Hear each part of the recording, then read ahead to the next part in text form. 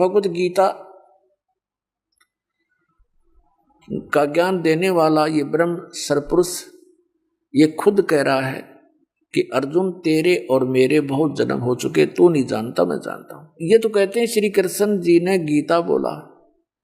पुणात्माओं, श्री कृष्ण जी में प्रवेश करके इस काल भगवान ने गीता बोला, गीता का ज्ञान कहा। श्री कृष्ण जी को तो पता नहीं मैंने श्रीमद् भगवत गीता में क्या कहा था। पुणात्माओं, इस दास का जो ज्ञान है परमात्मा दिया हुआ, कबीर परमेश्वर ने बताया दास को, तो ये ऐसा अटपटा लगेगा आपको, क्योंकि आपने कोरा अज्ञान ग्रहण कर रखा है कि ये क्या कह रहा है। श्रीमद् भगवत गीता का ज्ञान श्री कृष्ण जी ने नहीं बोला। तो पुणात्माओं, यहीं पर बात बिगड़ रही थी बताई कि सच्चों को तो ये झूठा बतावें, इन झूठों का एतबार। 600 वर्ष पहले परमात्मा ने ये ज्ञान दिया था, जो कबीर भगवान ने, उस दानक जो लाया कबीर ने, जो काशी के अंदर थे भगवान आए थे, जिसको आज ये दास केवल उन्हीं का दिया हुआ ज्ञान आप तक पहुंचा रहा है। दास का और कोई रोल नहीं है, इतना रोल है कि जो सदग्रंथों में लिखा है उस लेखक के विचार आपके रूबरू कराता हूं, जो परमेश्वर ने आकर ज्ञान दिया वो आपके रूबरू कराता हूं। इन दोनों का निष्कर्ष निकाल कर आपको देता हूं, आपको दिखाकर बताता हूं कि ये ऐसा है, ये ऐसा है, और फिर इन नकलियों के विचार सुनाता हूं, इनकी द्वारा लिखी अनुभव की पुस्तक आपके रूबरू कराता हूं, और फिर आपको ये बताना चाहता हूं कि जो हमारे सदग्रंथों से मेल नहीं खाते, जो विधि भगवान की भक्ति की या ज्ञान भक्ति का, तो यूजलेस है, उसको तुरंत त्याग देना चाहिए। दास का ये सब कुछ करके, ये प्रयत्न इतना करके, ये इतना चाहता हूं कि तो आप जी सदमार्ग को ग्रहण करें, कुमार्ग को त्याग दें। आपने जाना अपने घर को, और आप जा रहे हो जंगल की ओर, वन में जा रहे हो, वहां खा जाएंगे चित्ते और शेर वगैरह आपको, वहां पर भयंकर जानवर हैं, और कोई आपको बता रहा है कि ये दिशा आपकी ठीक नहीं है जिधर तुम जा रहे हो, तो वो प्रयत्न गलत नहीं, आप ना समझ सको, वो आपकी अपनी सोच होगी।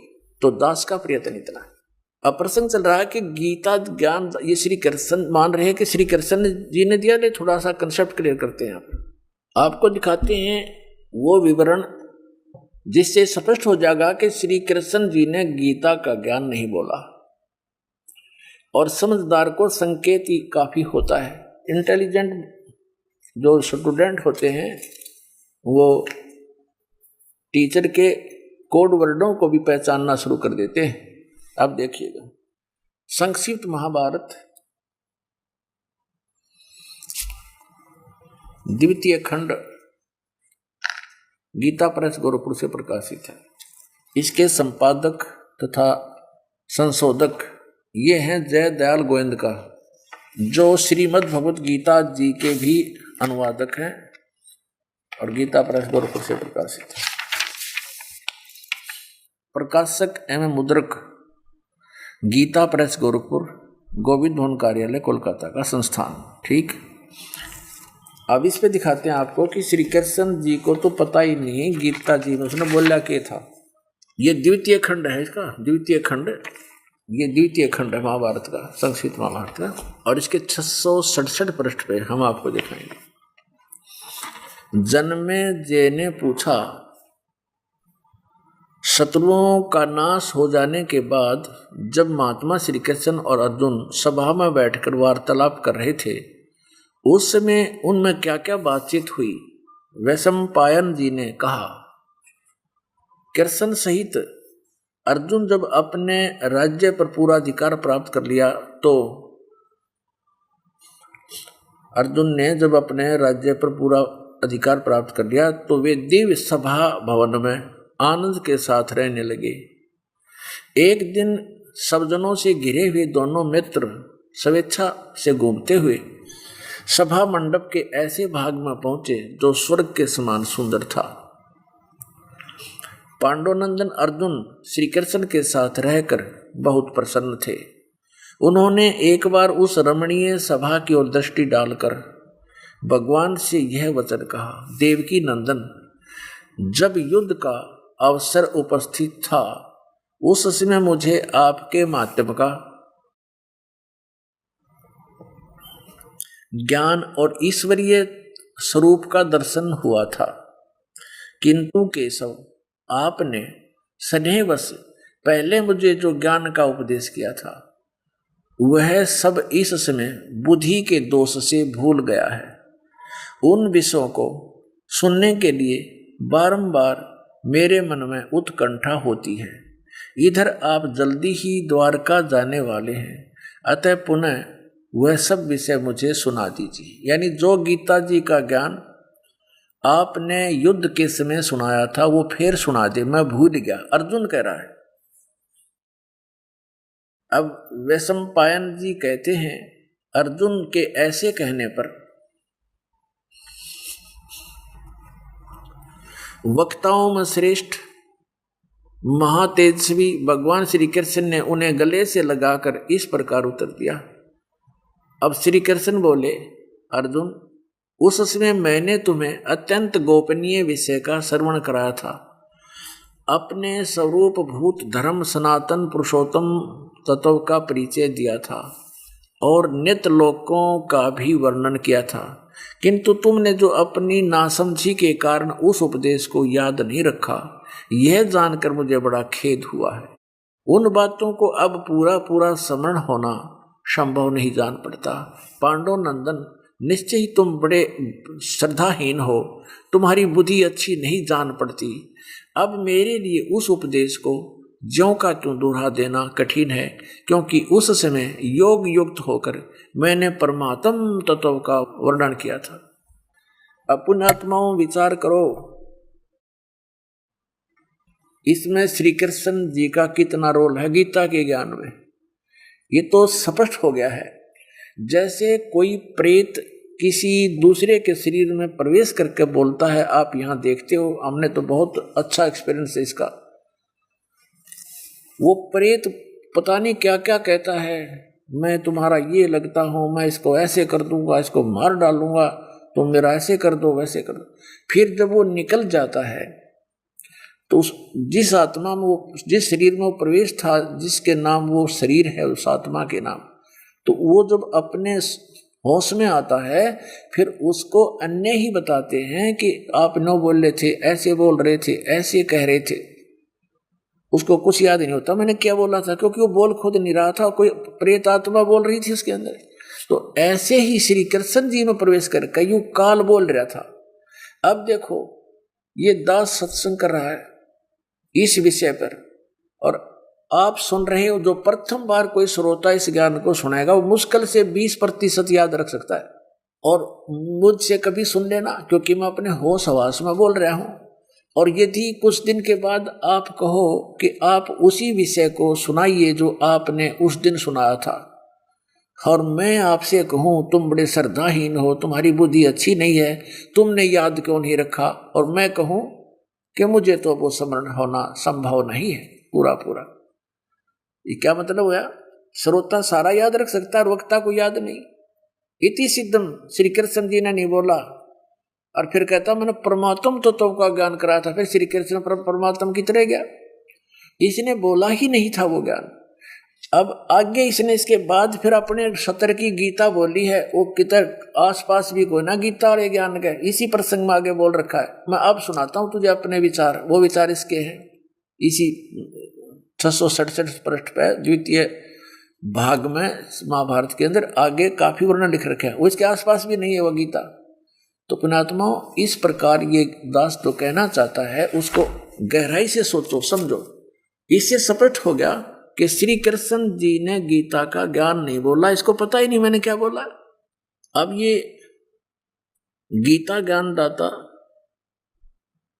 उस परमात्मा के डर से गीता का जो ज्ञान दिया है वो वेदों वाला ही दिया है, लेकिन कुछ स्थानों पर इसने अटकलबाजी करी है युद्ध करवाने के उद्देश्य से। और वो ज्ञान जो इसने कुछ इसके अंदर ज्ञान गीता जी के अंदर अपने सतर का भी कहा है, वो ज्ञान अपने आप पता लग जाता है कि वेदों वाला ज्ञान नहीं है। जैसे श्रीमद् भगवत गीता अध्याय नंबर 3 के श्लोक नंबर 8 में यह कहता है कि अर्जुन, यदि तू समाधि लाकर बैठ गया, कर्म सन्यासी होना, काम छोड़ के एक स्थान पर बैठ के और भक्ति करने लग जा, यदि तू कर्म सन्यासी हो गया तो तेरा निर्वाह कैसे चलेगा? तू तेरा पेट कैसे भरेगा? काम नहीं करेगा तो। और फिर गीता जी अध्याय नंबर 8 के श्लोक नंबर 7 में ये अपने सतर की भक्ति बताते हुए कह रहा है कि तू मेरा स्मरण भी कर हर समय में और युद्ध भी कर, यानी युद्ध से कठिन कोई काम नहीं होता, उस समय भगवान का स्मरण करना अनिवार्य है, यानी काम करते करते भी स्मरण करो। ये तो है विधि वेदों की। फिर इसने छठे अध्याय के और 6, 7, 8 में 9 में ये फिर अपने सतर की 9, 10, 11 में अपने सतर की बोली है इसने। ये इसका अपना मत है, ये स्थान स्थान पर कहता है कि ये मेरा मत है। इसके मत को छोड़कर बाकी जो ज्ञान है वो वेदों वाला है। और वेद का ज्ञान इस काल को, ब्रह्म को परमात्मा पूर्ण ब्रह्म ने दिया था, 500 वेद, जो इसके अंतःकरण में फीड कर दिए बीज रूप में, और समय आने पर वो बाहर आए। जैसे गर्भ रहता है माता को और समय आने पर फिर वो अपने आप बाहर आ जाता है, उसके बस की बात नहीं। ऐसे इस काल के अंदर परमात्मा ने ये 500 वेद बीज रूप में फीड कर दिए थे। समय आने पर ये अपने आप इसकी श्वासों के माध्यम से बाहर निकलाए और ये देखकर हैरान रहा। फिर देखा, उसने पढ़ने लगा तो इसने देखा कि 5वां वेद जो है ये तो तेरी जड़ उखेड़ देगा, तेरी पोल खोल देगा। इसने उसको छुपा दिया, शेष 4 वेद अपने पुत्र ब्रह्मा को दे दिए। तो वेदों का जो ज्ञान है वो गॉड गिवन है, और गीता में जो ज्ञान है वो भी वही गॉड गिवन ज्ञान है। लेकिन इस काल गॉड ने, इस काल भगवान ने कुछ अपने सत्र की मिलावट कर दी, वो दिखाते हैं आपको। ये देखिएगा श्रीमद् भगवत गीता, ये गीता प्रेस गोरखपुर से प्रकाशित है। जय दयाल गोविंद का इसके अनुवादक है। अध्याय नंबर 3 और श्लोक नंबर आपको दिखाते हैं। हम 4 से शुरू करते हैं, श्लोक 4 से।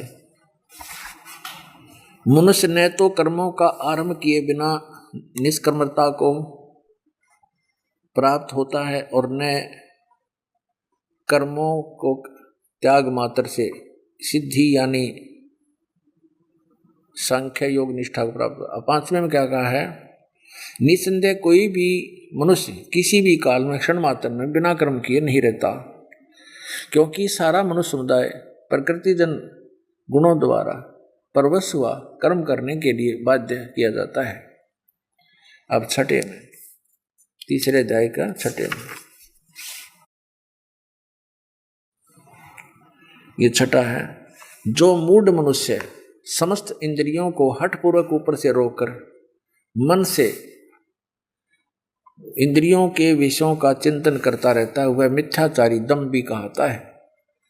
तथा ये 7वां, किंतु हे अर्जुन, जो पुरुष मन से इंद्रियों को वश में करके तो अनासक्त हुआ समस्त इंद्रियों द्वारा कर्म योग का आचरण करता है, यानी काम करते करते भक्ति करता है, वही श्रेष्ठ है। इसका अर्थ ये। फिर 8वें में क्या कहा है, यहाँ इसका अनुवाद है। तू शास्त्र विहित कर्तव्य कर्म कर, शास्त्रों में वर्णित जो कर्म है भक्ति के वह कर, क्योंकि कर्म न करने की अपेक्षा कर्म करना श्रेष्ठ है। कर्म न करने से तो शरीर निर्वाह भी नहीं सिद्ध होगा। अब इससे सिद्ध हो गया कि यदि तू एक स्थान पर बैठा रहेगा तो तेरा निर्वाह कैसे होगा, इसलिए तू शास्त्र अनुकूल जो साधना है वो कर। फिर इसने छठे अध्याय के अंदर अपना मत बताया है जो इसके विपरीत है। ये देखिएगा अध्याय नंबर 6 श्रीमद् भगवद गीता श्लोक नंबर 10 में, मन और इंद्रियों सहित शरीर को वश में रखने वाला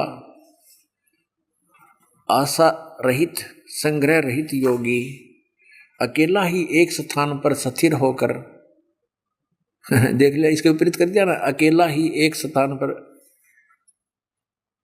स्थिर होकर आत्मा को निरंतर परमात्मा में लावे। हाँ, शुद्ध भूमि में जिसके ऊपर कर्मश है, यानी ऐसी व्यवस्था करे कुसा मृगशाला और वस्त्र बिछे हों। पहले डाब घास, ऊपर फिर मृग की छाल, हिरण की खाल, उसके ऊपर फिर वस्त्र बिछावे। यूं कह रहे हैं, न ऊंचा हो वो आसन, न बहुत ऊंचा हो और न नीचा हो बहुत नीचा हो। ऐसे अपने आत्मा को स्थिर स्थापन करे। उस आसन पर बैठकर चित्त और इंद्रियों की क्रियाओं को वश में रखते हुए मन को एकाग्र करके अंतःकरण की शुद्धि के लिए योग अभ्यास करे। बोलो। फिर आगे लिखा है, छठे अध्याय का ही हमने 12वां पढ़ लिया, अब हम 13वां पढ़े कि काया सिर और गले को समान अचल धारण करके और स्थिर होकर अपनी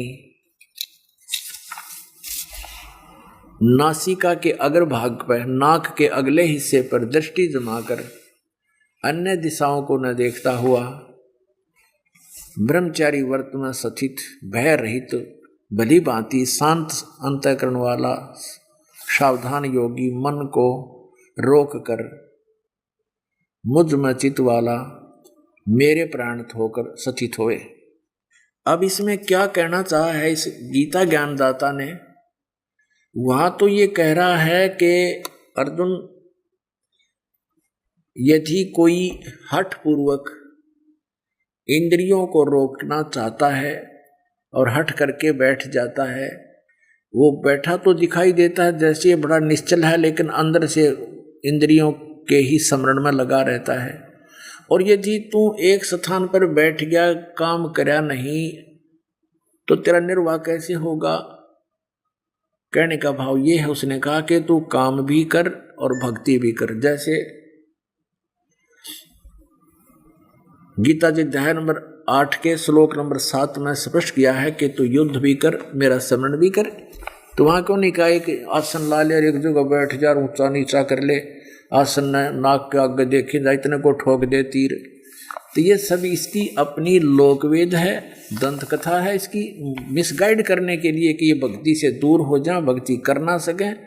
और फिर पहले तो आसन में डाब लाओ, फिर मृग की खाल लाओ हिरण की, फिर उस पर वस्त्र बिछाओ और फिर नाक के आगे ध्यान लगाओ। और इसका सारा टोटल रिजल्ट क्या है?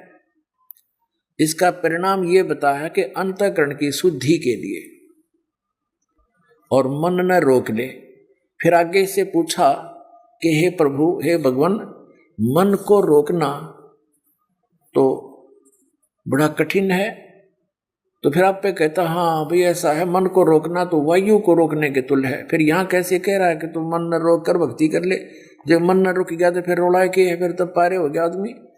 इस मन को रोकने के लिए ही ये क्रियाएं और ये ज्ञान बताया जाता है, जो सूक्ष्म वेद में भगवान ने बताया। इससे दूर कर दिया इसने मानव को। 8वें अध्याय के और 7वें श्लोक में ये खुद कह रहा है कि तू मेरा सिमरण भी कर और युद्ध भी कर। ये देखिएगा अध्याय नंबर 8 और यहाँ ये 7 मंत्र है, ये रहा ये 7। इसमें कहा कि इसलिए हे अर्जुन, तू सब समय में मेरा स्मरण कर और युद्ध भी कर। मुझ में अर्पण किए हुए मन बुद्धि युक्त से होकर तू निसंदेह मुझको ही प्राप्त होगा। ये है वेद ज्ञान। वेद ज्ञान क्यों है? क्योंकि वेद में भी लिखा है। यजुर्वेद अध्याय नंबर 40 के मंत्र नंबर 15 में वेद ज्ञान दाता वही है जो गीता ज्ञान दाता है, जो श्री कृष्ण में बोल रहा है। तो वेद ज्ञान दाता क्यों कहा गया? क्योंकि इसको ज्ञान ग्रहण हुआ अंतःकरण में, और इसके अंतःकरण में ये फीड है और एक बाहर भी कॉपी आ गई, जैसे कंप्यूटर के अंदर होती है, अंदर भी रहती है सेव और बाहर भी कॉपी उसका डाउनलोड कर ली जाती है। तो वहां से जो वो बोल रहा था उस समय वेदों का ज्ञान जो इसने सुनाया अन्य को, तो वो सही बोला। जब इसने युद्ध करवाना था, अटकलबाजी करनी थी, बाद में इसको पता लग गया कि तो इसमें भी बहुत कुछ निर्णय है, तो इसने अपनी अटकल साथ लगा दी और वो ज्ञान वेद ज्ञान गॉड गिवन है। अब जैसे यजुर्वेद अध्याय नंबर 40 के और मंत्र नंबर 15 में स्पष्ट किया है कि ओम नाम का जाप कर्तु समर, किलवे समर और कर्त्युम समर, वायु अनिलम अथिदम भस्मांतम शरीरम। ओम कर्तु समर, किलवे समर और कर्त्युम समर। क्या बताया है कि ओम नाम के जाप को काम करते करते श्रवण कर, विशेष कसक के साथ श्रवण कर और मनुष्य जीवन का मूल कर्तव्य जानकर ओम नाम का श्रवण कर, जिससे क्या होगा कि जब तेरा शरीर नष्ट होगा, भस्म होगा, तेरा शरीर समाप्त होगा, उस समय तुझे इस ओम नाम के जाप से मिलने वाली जो राहत है, जो गति है, वो उतना अमृतत्व प्राप्त होगा। और यही गीता जी अध्याय नंबर 8 के श्लोक नंबर 13 में कहा है, ओम इति एकाक्षरम ब्रह्म व्यवहारण माम अनुस्मरण यह परियाति तदन्देहम स याति परमाम गतिम। मुझ ब्रह्म का केवल एक ओम मंत्र है और जो इसको अंतिम श्वास तक सिमरण करता है, शरीर त्याग कर जाते समय तक, तो मेरे वाली यानी परम गति को प्राप्त होता है। जो ओम से मिलने वाली परम गति, वो ब्रह्म लोक है, वो ओम से मिलने वाली परम गति। और ब्रह्म लोक में गए हुए प्राणी फिर वापस आते हैं, उनकी पूर्ण मोक्ष नहीं होता। अब आपको यजुर्वेद से रूबरू कराते हैं। ये यजुर्वेद है प्रकाशक सार्वदेशी कार्य प्रतिनिधि सभा, महर्षि सिद्धांत भवन, रामलीला मैदान, नई दिल्ली। इसके अनुवादक महर्षि दयानंद, आर्य समाज प्रवर्तक। मुद्रक हैं Prince offset printers, 1510 Pataudi house, Daryaganj, नई दिल्ली से। ये 40वां अध्याय है, 4400 अध्याय, 40वां अध्याय। और इसका ये जो मंत्र है, 15वां मंत्र है, इसमें क्या लिखा कि वायु अनिलम अमृतम अथिदम भस्मांतम शरीरम। ओम कर्तो समर, किलबे समर और कर्तुम समर। ओम नाम का जाप काम करते करते सिमरण करो। कर्तो माने काम करते करते, किलबे माने विशेष करबलाहट के साथ, कसक के साथ, और कर्तुम माने कर्तव्य समझकर, अपना मनुष्य जीवन का कर्तव्य समझकर सिमरण कर। इस अनुवादकर्ता ने, क्योंकि ये तो पूर्ण रूप से अज्ञानी था, महर्षि दयानंद नाम का महर्षि था, इसने कख नहीं पता वेदों का। ये भी ब्राह्मण था, संस्कृत बचपन से पढ़ा करता था, संस्कृत से ही भाषण करता था, बोलता था, जिस कारण से विद्वान प्रसिद्ध हो गया, महर्षि प्रसिद्ध हो गया। इसने कख नहीं पता था। अब यहाँ यदि इसको पता होता तो ये अनुवाद ऐसा नहीं करता। हे कर्म करने वाले जीव, कर्तो माने काम करने वाले, ओम कर्तो समर, कल्बे समर, कर्तुम समर। ओम नाम का जाप, इस ओम का जाप काम करते करते माने काम करते करते सिमरण कर, कल्बे माने विशेष कसक के साथ सिमरण कर इस ओम को, और कर्तुम मनुष्य जीवन का कर्तव्य जानकर सिमरण कर। और इस अज्ञानी ने कैसे अनुवाद किया है देखिएगा। हे कर्तो माने हे काम करने वाले जीव, तू शरीर छूटते समय ओम इस नाम वाच्य ईश्वर का स्मरण कर। कल देखो इसकी, ओम नहीं लिखा, ओम का अर्थ सीधा लिखना था, इस ओम को स्मरण कर ना, इसने अर्थ कर दिया नाम वाच्य ईश्वर। अब इसने अपनी विधान बताया था कि नाम जाप करने कोई लाभ नहीं होता। ये अज्ञानी का विधान था इस दानंद का। अपने आत्माओं, अब साथ साथ इन अज्ञानियों के अनुभव की पुस्तकें भी आपको दिखाई जाएंगी, तभी आप महसूस करोगे सचमुच रामपाल साची कह रहा है। नातिन ये तो आपके हृदय में समाये बैठे हैं, ये कति अके तो बड़े विद्वान थे। ये देखिएगा सत्यार्थ प्रकाश, जिसके विषय में क्या लिखा है, ये सत्यार्थ प्रकाश, ये महर्षि दयानंद सरस्वती आर्य समाज प्रवर्तक, ये इनके जीवन काल के विषय में लिखा है कि सन 1824 से लेकर सन 1883 तक 59 ईयर ये जीवित रहा। इस सत्यार्थ प्रकाश के विषय में क्या लिखा है कि वेद आदि विविध सद शास्त्र प्रमाणे समन्तः, यानी वेद आदि विविध सद शास्त्रों के प्रमाणों से इसकी रचना की है। किसने? श्रीमत परमहंस परिव्राजक आचार्य। इतनी तो फीत इसका आगे ला रखी है। फिर महर्षि दयानंद सरस्वती स्वामी विरचित है। इसके विषय में कहा कि वेद आदि सद शास्त्रों के प्रमाणों से इस महर्षि दयानंद द्वारा लिखा गया है। प्रकाशक वैदिक यति मंडल, दयानंद मठ, दीनानगर, पंजाब से। और ये छपी कहाँ से है? मुद्रक है आचार्य प्रिंटिंग प्रेस, दयानंद मठ, गोहाना मार्ग, रोहतक से। अब देखना, इसके 263 पृष्ठ पे 11वां समोल्लास, एकादश समोल्लास है, यानी 11वां समोल्लास 263 पृष्ठ पे यहाँ क्या लिखा है? किसी ने प्रश्न किया इसे, परमेश्वर निराकार है, वह ध्यान में नहीं आ सकता, इसलिए मूर्ति का होना आवश्यक है। भला कुछ भी नहीं करे तो मूर्ति के सामने जाते हैं, तब कुछ परमेश्वर का स्मरण करते और नाम लेते हैं। ये प्रश्नकर्ता कह रहा है कि तो परमात्मा को निराकार बतावा है, तो हम उसकी मूर्ति बना ली उसने, उस मूर्ति के पास जाते हैं तो कुछ ना कुछ उसका फिर याद आ जाता भगवान। तो महर्षि दयानंद कहता है जब परमेश्वर निराकार है तब उसकी मूर्ति ही नहीं बन सकती। जो मूर्ति के देखने से परमेश्वर का स्मरण होवे तो परमेश्वर की बनाई पृथ्वी जल आदि को देखकर अग्नि क्यों नहीं हो जाए। फिर आगे क्या कहता है?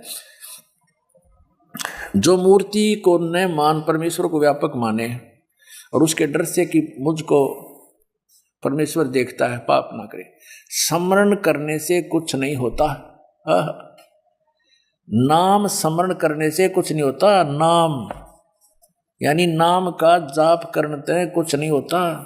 जैसा कि मिश्री कहने से मुख न मीठा और नीम कहने से कड़वा नहीं होता, किंतु उसको जीभ से चाखने से मीठा वह कड़वा होता है।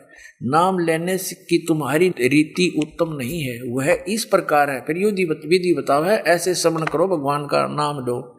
इस प्रकार करना चाहिए जैसे न्यायकारी ईश्वर का नाम है, और जैसे पक्षपात रहित होकर परमात्मा सबका यथावत न्याय करता है, वैसे नामों के अर्थों को अपने में धारण करें। अपने आत्मा इनकी या इंग्लिश आप नहीं समझ सकते, दास समझे ये क्या बोलना चाहो। यहाँ पर आप समझते होते तो पहले पता लग जाता है कि शायद महर्षि है। इसने ये कहा है जैसे प्रश्नकर्ता कह रहा है कि हम मूर्ति इसलिए बना रखी है हमने कि सारा दिन काम में बिजी रहते हैं, व्यस्त रहते हैं, फिर कभी भगवान दिख जाता है तो उसका नाम जाप कर लेते हैं। कुछ देर तो करते हैं, उसके रास्ते में जा रहे हैं, मंदिर मूर्ति दिख गया तो भगवान की याद आई, उसका नाम स्मरण कर लिया हमने। तो यूँ कहता है कि नाम स्मरण करने से कुछ नहीं होता। जैसे मिश्री करेंगे यानी ओम ओम करते रहे तो मिश्री कहते मुंह मीठा नहीं होता। यानी इसका क्लियर कर दिया इसने कि ओम नाम के जाप करने से कोई लाभ नहीं होता। फिर अपनी विधि बताई है कि नाम का स्मरण करना तुम्हारा गलत है, विधि गलत है। उस परमात्मा का स्मरण करो। कैसे? कि वो न्यायकारी है, सबको यथावत न्याय देता है, सृष्टि का रचने वाला है। बस इतना स्मरण करो, ओम नाम का जाप नहीं। इसके इस व्याख्यान का ये अर्थ बनता है। यही कारण था कि इसने अपना ओम नाम का जाप किया नहीं, क्योंकि इसको ज्ञान तो था नहीं, दृढ़ता इसको थी नहीं कि कौन सी भक्ति ठीक है, संशय में था। इसलिए कितना कुछ एंड वेंड बोला है। एक जगह इसने क्या बता रखा है इनके जीवन चरित्र में, किसी को कहता है कि सच्चिदानंद नाम स्मरण करा कर, यानी इसको ज्ञान तो था ही नहीं, इसके जीवन चरित्र में लिखा है। तो कहने का भाव इसे सिद्ध हो गया कि ये ओम नाम के जाप के स्मरण करने के पक्ष में नहीं था। अब फिर आते हैं यजुर्वेद पर, और क्लियर हो जाएगा। इसके ही अनुवाद में वेद कह रहे हैं कि स्पष्ट कह रहे हैं, वेद प्रमाण है कि ओम नाम का जाप करे, ओम काम करते करते सिमरण कर, विशेष कसक के साथ सिमरण कर, और मनुष्य जीवन का मुख्य उद्देश्य जानकर श्रवण करे। और ये अज्ञानी यहाँ भी यही इसी दृष्टिकोण से अनुवाद कर रहा है कि ओम नाम के सिमरण की कोई आवश्यकता नहीं। देखो फिर हम आगे यजुर्वेद पर। अब यजुर्वेद है, इस दानंद द्वारा अनुवादित है, इस आर्य समाज प्रवर्तक दानंद के द्वारा ही प्रकाशित अनुवादित है, और यहाँ से ये मुद्रित है, यहाँ से ये प्रकाशित है। हम इसके फिर आगे यजुर्वेद के 40वें अध्याय के 44वां अध्याय 40वां 15वें श्लोक पर यहाँ देखो, इसमें स्पष्ट लिखा है कि ओम करतो समर। करतो का अर्थ ये खुद कर रहा है, करतो माने काम करने वाले जीव। इसका अर्थ ये है काम करते करते, ओम करतो समर, काम करते करते सिमरण करो ओम नाम का, किलबे समर और करतुम समर, विशेष कसक के साथ सिमरण करो, और अपना मनुष्य जीवन का प्रथम कर्तव्य जानकर इसका सेवन करो। तो इस यहाँ वायु अनिलम, आपके शरीर में जब तक ये शरीर प्राण है, जीव है, श्वास है, इससे अथिदम अंत में भस्मांतम शरीरम अमृतम, जो अमृतम इस ओम नाम से होगा, शरीर छोड़ने तक सिमरण करते रहना, इससे वो उतनी परम गति अवश्य होगी, अमृत अवश्य प्राप्त होगा।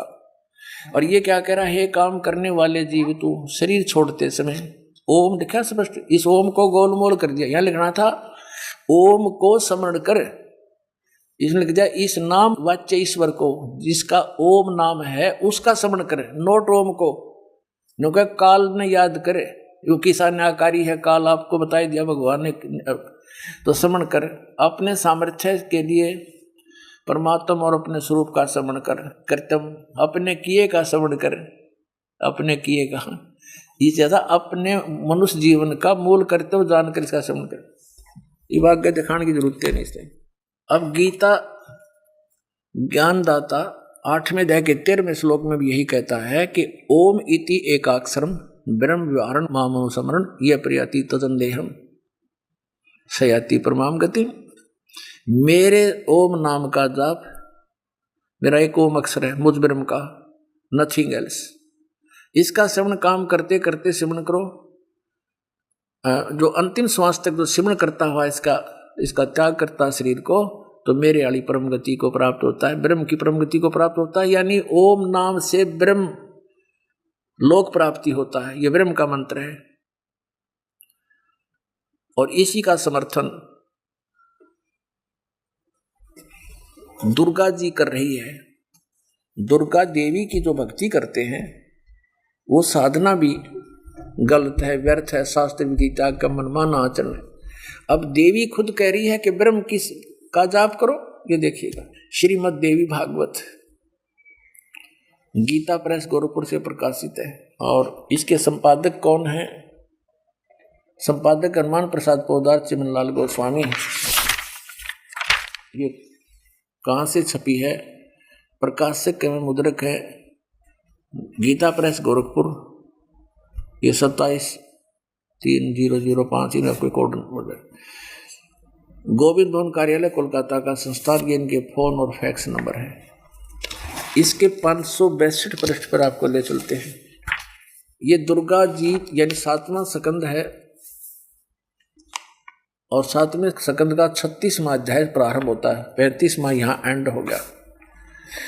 देवी खुद हिमालय राजा को उपदेश ज्ञान दे रही है और ब्रह्म के विषय में जानकारी दे रही है। क्या कहती है? श्री देवी जी कहने लगी, पर्वतराज इस प्रकार योग युक्त होकर, पहले किसी ने अपने बारे में बताया, फिर बताती है कि उस ब्रह्म का क्या स्वरूप है यह बतलाया जाता है, जो प्रकाश रूप सबके अत्यंत समीप में स्थित हृदय रूप गुहा में स्थित होने के कारण गुहाचर नाम से प्रसिद्ध और महान पद और परम प्राप्य है। अब देखो, वह है समस्त प्रजा के ज्ञान से परे है, अर्थात किसी की बुद्धि में आने वाला नहीं है। तुम जानो, जो परम प्रकाश रूप है, जो सूक्ष्म से भी अत्यंत सूक्ष्म है, जिसमें संपूर्ण लोक और इन लोकों में भी निवास करने वाले प्राणी स्थित हैं, वही ये अक्षर ब्रह्म है। वही सबके प्राण है, वही सबकी वाणी है, वही सबके मन है। वह यह परम सत्य अमृत अविनाशी तत्व है। सो में उस वेदने योग्य लक्ष्य का तुम वेदन करो, मन लगाकर उसमें तन्मय हो जाओ। सो में उपनिषद में कथित महान अस्त्र रूप धनुष लेकर उस पर उपासना द्वारा तीक्ष्ण किया हुआ बाण संधान करो। इसका कहने का भाव यह है कि अक्षर रूप ब्रह्म को लक्ष्य बनाकर वेदन करो। प्रणव यानी ओम तो धनुष है, जीवात्मा बाण है और ब्रह्म उसका लक्ष्य कहा जाता है। यानी जीवात्मा ओम नाम से ब्रह्म का सिमरण करे, इसका सीधा अर्थ है। आगे देखो, उस एकमात्र परमात्मा को ही जाने, दूसरी सब बातें छोड़ दे। यानी देवी जी अपनी पूजा को भी रिजेक्ट कर रही है कि केवल एक ब्रह्म की पूजा करो। उसी यही अमृत रूप परमात्मा के पास पहुंचाने वाला पुल है। संसार समुद्र से पार होकर अमृत रूप परमात्मा को प्राप्त कराने की यही सुलभ साधन है। जिस यहाँ आगे आ जाते हैं, इस आत्मा का ओम के जप के साथ ध्यान करो। ओम का जप करना है। और अनाड़ी अज्ञानी कह रहा है मैं ऋषिदानंद कि हो जिसका ओम नाम है उसका स्मरण करो। इस परमात्मा का ओम का जप करो और ध्यान करो। इससे अज्ञान में अंधकार से सर्वथा परे और संसार समुद्र से उस पार जो ब्रह्म है उसको पा जाओगे, तुम्हारा कल्याण हो। ओम नाम के जाप से ब्रह्म प्राप्ति है। और वो ब्रह्म कहाँ रहता है यह कहीं सब क्लियर करती है। हम 563 पृष्ठ पर आगे हैं। गीत वही है, नो कि नो 7वां स्कंद है। वह यह सबका आत्मा ब्रह्म ब्रह्मलोक रूप दिव्य आकाश में स्थित है। अंडरस्टूड कि उसको प्राप्त हो जाओगे जो ब्रह्मलोक में ब्रह्म रहता है। किससे? ओम नाम के जाप से। इससे सिद्ध हो गया कि ओम नाम के जप से ब्रह्मलोक प्राप्ति होती है। श्रीमद् भगवद गीता अध्याय नंबर 8 के श्लोक नंबर 16 में लिखा है कि ब्रह्मलोक पर्यंत, ये देखिएगा श्रीमद् भगवद गीता, जयदयाल गोविंद का इसके अनुवादक हैं। 8वां अध्याय आपको दिखाते हैं। 8वें अध्याय का 16वां श्लोक, ये 8वां अध्याय। 8वें का पहले तो आपको दिखाते 13वां श्लोक। ये 8वां अध्याय का आपको 13वां श्लोक दिखाते हैं, जिससे स्पष्ट हो जाएगा कि ब्रह्म बोल रहा है गीता जी को। ये 13वां, इसमें लिखा है ओम इति एकाक्षरम, ओम इति एकाक्षरम ब्रह्म व्यवहारण माम अनुस्मरण ये प्रयाति तजम देहम स याति परमाम गति। इसको संधि छेद करके लिखा है। ओम इति एकाक्षरम ब्रह्म व्यवहारण माम अनुस्मरण ये प्रयाति तजम देहम स याति परमाम गतिम। इन्होंने यहाँ से शुरू किया है। ओम ओम यहाँ शुरू किया। ओम इति एक अक्षरम, इति ओम इति एकाक्षरम। इन्होंने अनुवाद गलत कर रखा है। ओम इस एक अक्षर रूप ब्रह्म को उच्चारण करता हुआ उसके अर्थ स्वरूप मुझ निर्गुण ब्रह्म का चिंतन करता हुआ शरीर को त्याग कर जाता हुआ वह पुरुष परम गति को प्राप्त होता है। अब देखो, एक अक्षर रूप ब्रह्म को ये अनुवाद ही न करना था, फिर बात क्या थी। इसमें लिखा है कि ओम इति एकाक्षरम ब्रह्म व्यवहारण माम अनुस्मरण। माम ब्रह्म, मुझ ब्रह्म का ओम इति एकाक्षरम, केवल यह एक ओम अक्षर है, नथिंग एल्स। व्यवहारण माने उच्चारण करके सिमन करता हुआ, यह प्रयाति तजम देहम जो शरीर त्याग कर जाता है, इसका नाम जाप करता हुआ ओम का, सयाति परमाम गति, वह परम गति को प्राप्त होता। वो परम गति क्या है? ओम से। अब आपने श्री देवी पुराण में देवी के श्री मुख कमल से सुन लिया कि ओम नाम का जाप करने वाला ब्रह्म को प्राप्त होता है और वो ब्रह्म ब्रह्मलोक में रहता है। अब 8वें अध्याय के 16वें श्लोक में गीता जी में कहा है ब्रह्मलोक पर्यंत। ये सभी पुनरावृत्ति में है, इनके जन्म और मृत्यु सदा बना रहेगा। ये देखिएगा। हम फिर 8वां अध्याय का आपने 13वां पढ़ दिया, अब 16वां पढ़ते हैं। ये 16वां, हे अर्जुन ब्रह्मलोक पर्यंत सब लोग पुनरावृत्ति में है। ये देखो इन्होंने इस शटार लगा रखा है, इसका यहां टिप्पणी की है। अर्थात पुनरावृत्ति का अर्थ क्या है ना, पुनरावृत्ति कैसे कहते हैं, अर्थात जिनको प्राप्त होकर पीछे संसार में आना पड़े ऐसे। अब इन्होंने क्या चतुरता की है कि इसमें लिखा कि आना पड़ता है, फिर यहाँ लिख दिया कि हे कुंती पुत्र मुझको प्राप्त होकर पुनर्जन्म नहीं होता, ये अनुवाद गलत कर दिया। विद्यते का अर्थ केवल होता होता नहीं होता, विद्य माने जानना भी होता है, जो नहीं जानते, न विद्यते जो ये नहीं जानते। ये देखिएगा कहते हैं आ ब्रह्म भुवनात् लोका पुनरावर्ती न अर्जुन न विद्यते पुनर्जन्म न विद्यते। ये अर्थ है माम उपेतु कुंते पुनर्जन्म, मुझे प्राप्त होकर तो अर्जुन जन्म मरण होता ही है, पुनर्जन्म होता है। जो ये नहीं जानते, क्या नहीं जानते कि आभुवन लोकात अब्रह्म भुवनात् लोका, ब्रह्मलोक तक सभी लोग पुनरावृत्ति में हैं, वहां जाने के बाद फिर पीछे संसार में आना पड़ता है। जो ये नहीं जानते उनका पुनर्जन्म होता है। अगर हम इसका अनुवाद इनके द्वारा किया हुआ सत्य माने तो ये सारे मंत्र गलत सिद्ध हो जाते हैं। दूसरे अध्याय का 12वां श्लोक ये देखिएगा, दूसरा अध्याय गीता जी अध्याय नंबर 2 का और श्लोक नंबर 12।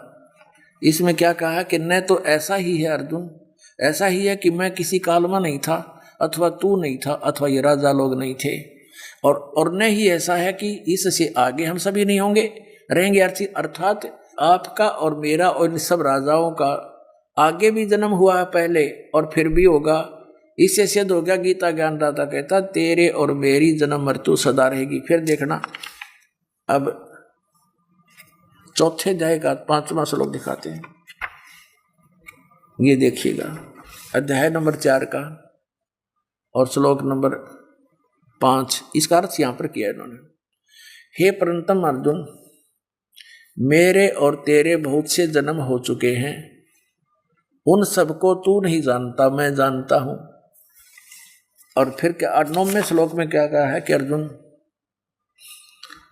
चौथे अध्याय के 9वें श्लोक में कि मेरे जन्म और कर्म दिव्य हैं, अलौकिक है। और 10वें अध्याय के दूसरे श्लोक में कहा है, अध्याय नंबर 10 श्रीमद् भगवत गीता हम पढ़ रहे हैं, ये दूसरा श्लोक है। मेरी उत्पत्ति अर्थात लीला से प्रकट होने को, मेरी उत्पत्ति को, इसको छोड़ दो, न देवता लोग जानते हैं और न महर्षि जन जानते हैं, क्योंकि मैं सब प्रकार से देवताओं का और महर्षियों का आदि कारण हूँ। इससे सिद्ध हो गया कि गीता ज्ञानदाता का जन्म तो होता है, लेकिन इससे उत्पन्न हुए जन्म में ये ब्रह्मा विष्णु महेश यानी देवता और ऋषि लोग नहीं जानते, क्योंकि इसके पुत्र हैं ये। अब जैसे पुत्र की उत्पत्ति को, संतान की उत्पत्ति को पिता तो बता सकता है, लेकिन पिता की उत्पत्ति को संतान नहीं बता सकती, उसका दादाजी बता सकता है। तो उस दादाजी ने यानी कबीर भगवान ने, सर्वशक्तिमान परम अक्षर ब्रह्म ने सतलोक से गति करके आके यहाँ उस यथार्थ ज्ञान को अपने प्यारे हंसों को दिया, प्यारी आत्माओं को दिया। जैसे आदरणीय धर्मदास साहिब जी को, आदरणीय नानक साहिब जी को, आदरणीय गरीबदास साहिब जी को, इनको विशेष ज्ञान दिया था। अन्य को भी ज्ञान यथार्थ ही दिया है, लेकिन कंप्लीट वो नहीं, उनको या उनकी लिपिबद्ध नहीं कर सके होंगे। इनकी वाणी में बहुत ज्ञान, यथार्थ ज्ञान विस्तृत विस्तार के साथ है। अब ये तो सिद्ध हो गया कि गीता ज्ञानदाता सर्वशक्तिमान और अजर अमर अजन्मा नहीं है, इसकी भी जन्म मृत्यु होती है। इसकी जन्म मृत्यु यानी इसके माता पिता कौन है, और फिर वो अविनाशी परमात्मा कौन है, जिसके बारे में ये गीता ज्ञानदाता स्वयं कहता है कि उस परमात्मा के यथार्थ ज्ञान से मैं परिचित नहीं हूँ।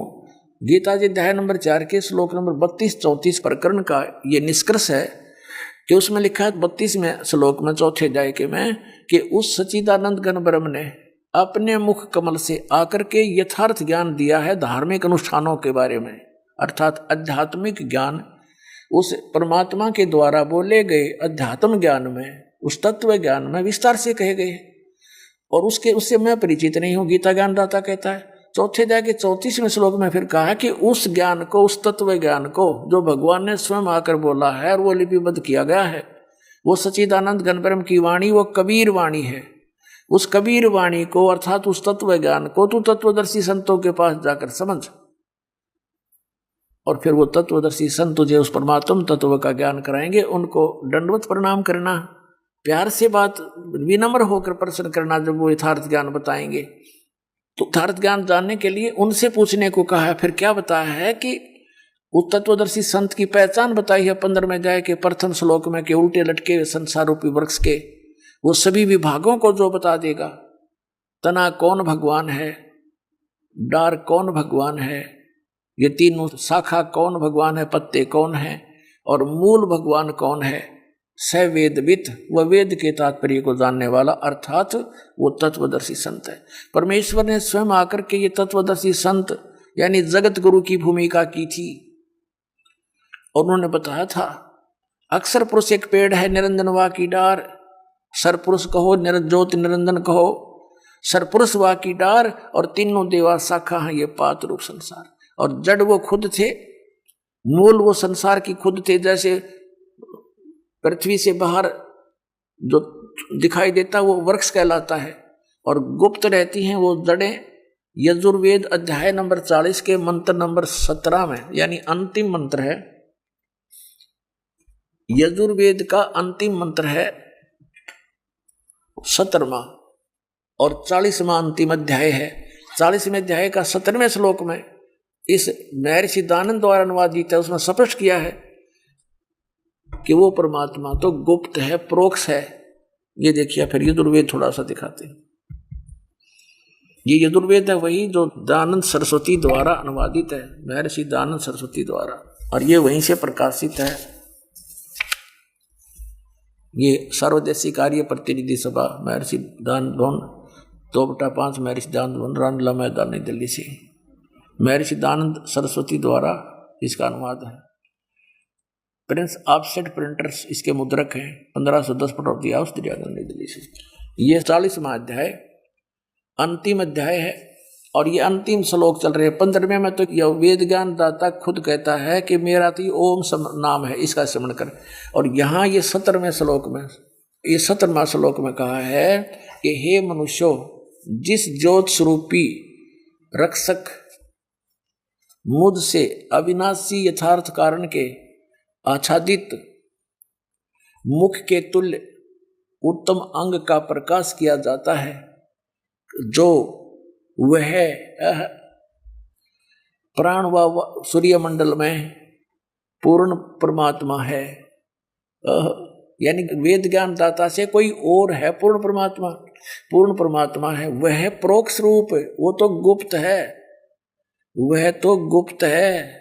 और अहम, अहम मैं ब्रह्म, इन्हें अनुवाद गलत कर रखा है यहाँ देखो। सो असौ अहम, यो है वह अहम, असौ अहम ओम खम ब्रह्म, वह अहम मैं आकाश में रहता हूँ, खम माने अंतरिक्ष में, और ब्रह्म हूँ, मेरा ओम नाम है। और वो परमात्मा प्रोक्ष है, वह पूर्ण परमात्मा है जो सूर्य मंडल में यानी ऊपर तेजों में लोकों में रहता है, वो परमात्मा है, वह प्रोक्ष रूप है। और मैं अहम, और मैं खम के तुल, आकाश के तुल ब्रह्म हूँ। अब अर्थ नहीं करा इसका, और मैं ब्रह्म लिखना था, और ओम नाम है मेरा, ऐसा जानो। अब हमारे सदग्रंथ सही हैं। जैसे धर्मदास जी ने परमात्मा कबीर जी से कहा था, हे भगवान, आपको तो हमने पहचान लिया और देख लिया, आप सर्वशक्तिमान हो, ब्रह्मा विष्णु महेश भी नासवान है, इनकी जन्म मृत्यु होती है, आपने प्रत्यक्ष दिखा दिया, इनसे वार्ता करवा दी हैं। और इनके बारे में वेदों और किताबों में जो लिखा है कि सर्वशक्तिमान हैं, हाजर व अमर हैं, इनके कोई माता पिता नहीं, तो क्या ये वेद किताब तो फिर झूठे हैं भगवान? तो परमात्मा ने कहा था कबीर साहब ने, ये वेद और किताब झूठे नहीं भाई, झूठे हैं जो समझे नाई।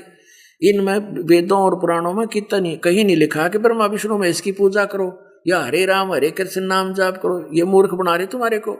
इन्होंने खुद स्वीकारा है। इस श्री देवी भागवत में 3 स्कंद में 123 पृष्ठ पर लिखा है, भगवान विष्णु कहते हैं कि हमारा तो जन्म मृत्यु होता है ब्रह्मा शंकर और मेरा, हम अविनाशी नहीं, हमारी जन्म मृत्यु होता है, दुर्गा हमारी माता है। तो भाई वेद पुराण और गीता में तो ठीक लिखा है, पर इनको ये समझ नहीं सके, ये झूठे हैं, ये वेद कतेब और गीता झूठी नहीं। तो यहाँ क्या बताया है 15वें अध्याय के 1 से 4 श्लोक में बताया है कि तत्वदर्शी संत की पहचान बताई है कि ऊपर को जड़, नीचे को तीनों गुण रूपी शाखा, ये उल्टा लटका हुआ संसार रूपी वृक्ष जानो। यानी ऊपर गुप्त है वो जड़ है, वो तो पूर्ण परमात्मा है, ऊपर के 4 लोक हैं, सतलोक, अलख लोक, अगम लोक, अनामी लोक, वो तो प्रोक्ष है, किसी की दृष्टि में नहीं आते।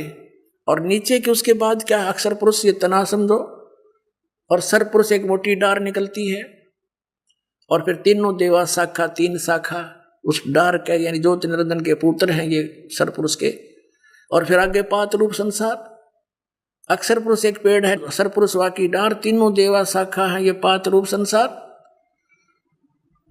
तो उसके पश्चात जब तत्वदर्शी संत मिलाए, तत्व ज्ञान से समझ कर, उसके पश्चात परमेश्वर के उस परम पद की खोज करनी चाहिए, जहां जाने के बाद साधक फिर लौटकर कभी संसार में नहीं आते। 15वें अध्याय के 1 से लेकर 4 तक का ये निष्कर्ष है। और गीता ज्ञानदाता कहता है केवल उसी की भक्ति करो और किसी की मत करना, वही पूज्य है। सारे ब्रह्मांडों की रचना उसी ने की, अपनी भक्ति को भी ये मना कर रहा है यहाँ पर। फिर 18वें अध्याय के 62वें श्लोक में कहा कि अर्जुन तू सर्वभाव से उस परमेश्वर की शरण में जा, उसकी कृपा से तू परम शांति को और सनातन परम धाम को प्राप्त होगा। यार कहने का भाव ये गीता ज्ञानदाता से अन्य कोई और शक्ति है, परम शक्ति जो सर्व सुखदायक पूर्ण मोक्षदायक है, जिसकी साधना भक्ति करने से फिर जन्म मृत्यु प्राप्त नहीं होती, और फिर वो सनातन परम धाम को चला जाता है, जहां जाने के बाद फिर लौट कर कभी नहीं आते। और ये ब्रह्म लोग गए हुए प्राणी भी वापस आते हैं, जो खुद कहता है मेरी भक्ति भी नाशवान है, मैं भी नाशवान हूँ, मेरे ओम नाम से प्राप्त परम गति वो अपने आप नाशवान होगी, क्योंकि ब्रह्म लोक में गए